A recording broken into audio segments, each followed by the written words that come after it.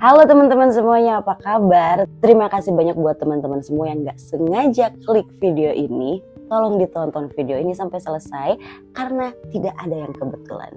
Apa yang akan kita bicarakan dalam video ini memang diperuntukkan untuk kamu. Jangan-jangan saat ini teman-teman semua sedang mengalami proses spiritual awakening dan mengalami kesulitan finansial. Selamat datang lagi di Rex Journey Spiritual. Masih barengan sama saya, Riasta Rahma. Kita mau membahas tentang financial freedom.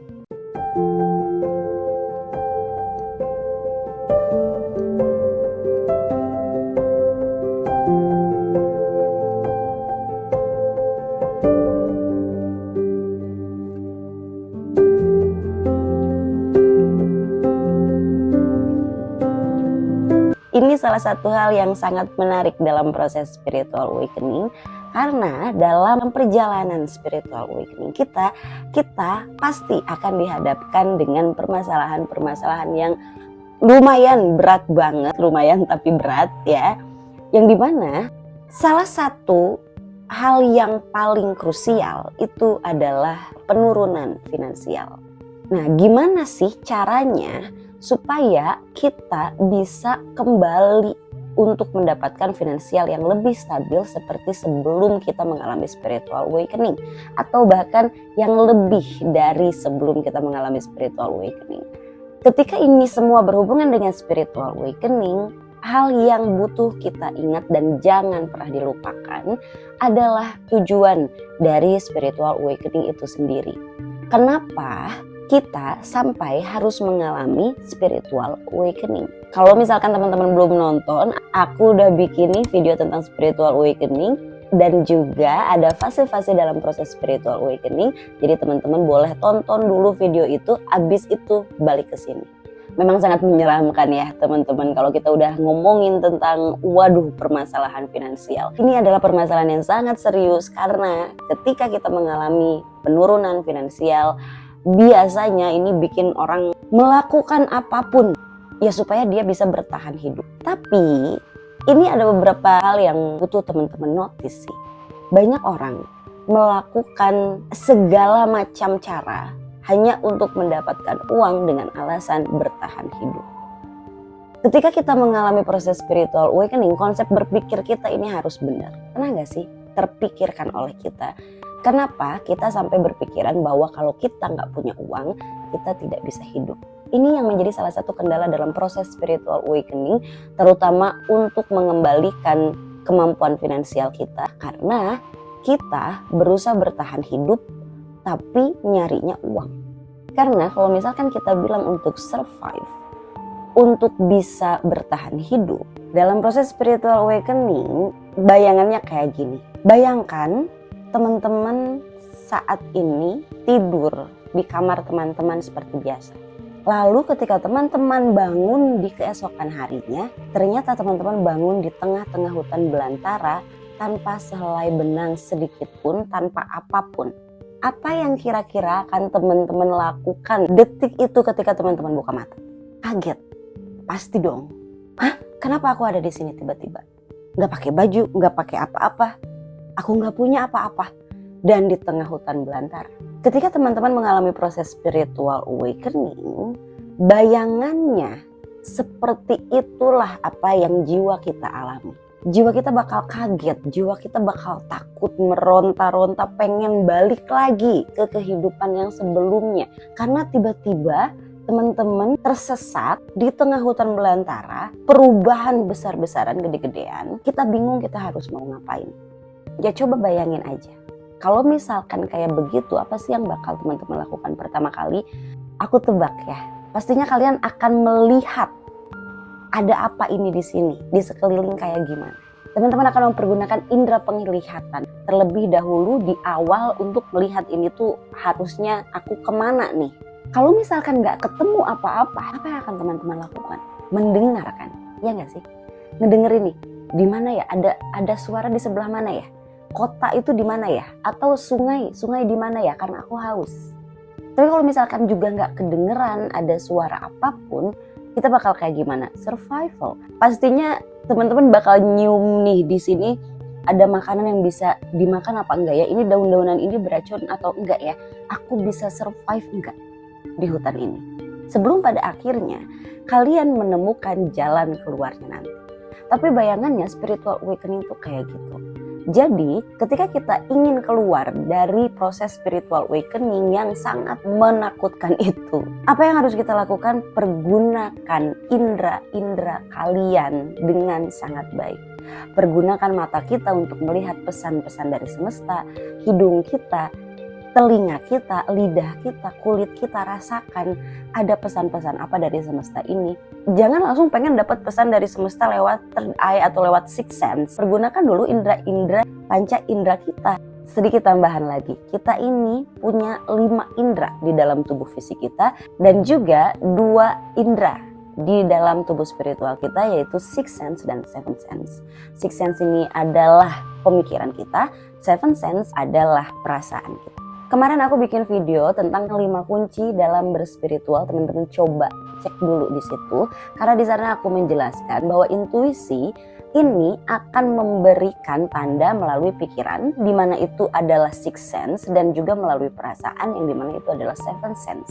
Nah, tapi kalau misalkan kita ngomongin balik lagi ke permasalahan finansial.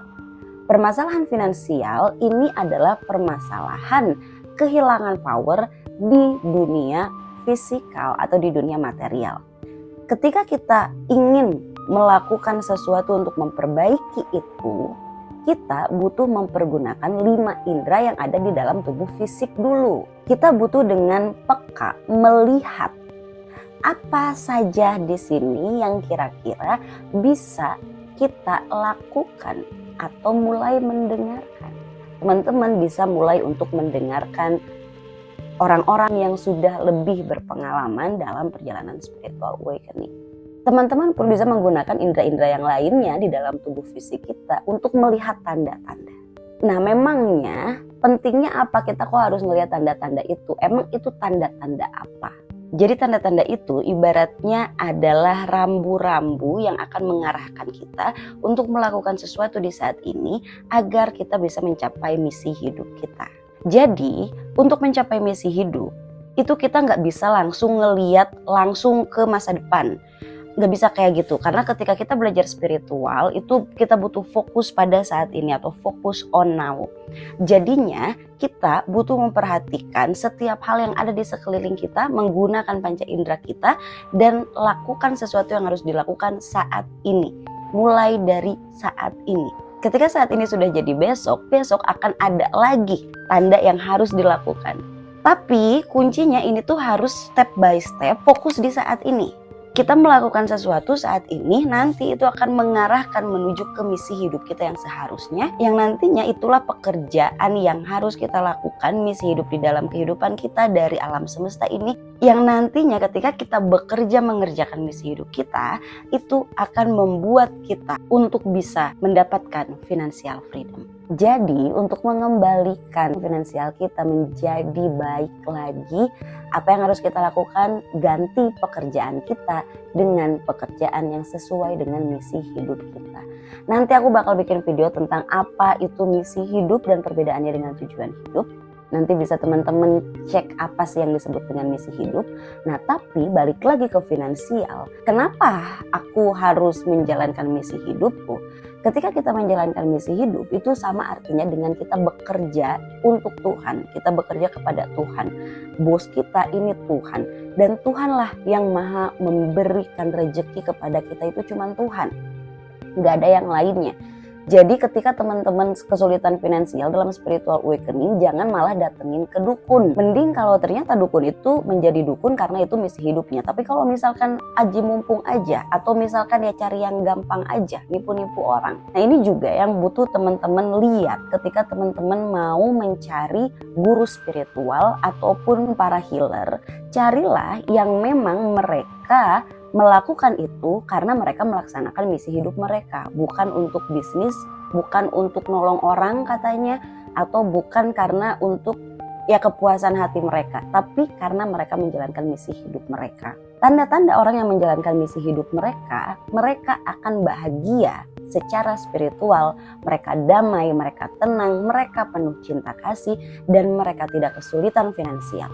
Karena banyak nih yang jadi guru spiritual, terus mereka menawarkan untuk memberikan kita bantuan agar finansial kita jadi bagus lagi, tapi ternyata merekanya sendiri kesulitan secara finansial.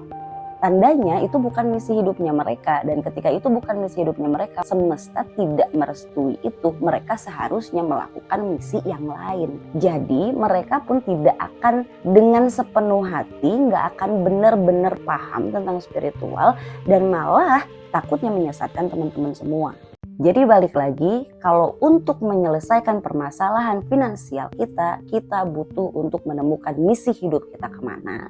Dan kita mulai melakukan misi hidup kita tersebut supaya semesta bisa memberikan gajinya ke kita.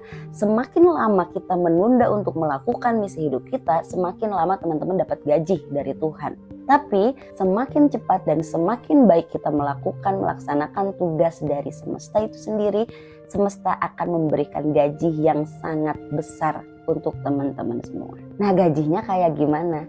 Oke, sebelum kita mulai, gajinya itu berupa apa sih memangnya? Ini akan sedikit panjang, jadi aku akan masuk ke video berikutnya. Aku akan jelaskan dulu tentang apa itu misi hidup dan life purpose. Jadi nanti kita sambung ke video berikutnya ya. Oke, terima kasih banyak sudah nonton video ini sampai selesai.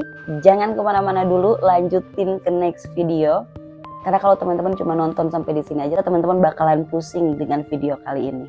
Kalau teman-teman suka sama pembahasan kita kali ini, tolong dikasih likes-nya. Dan juga teman-teman boleh komen kalau misalkan ada kritik dan saran atau apapun itu pertanyaan, silahkan dikasih tahu di sini.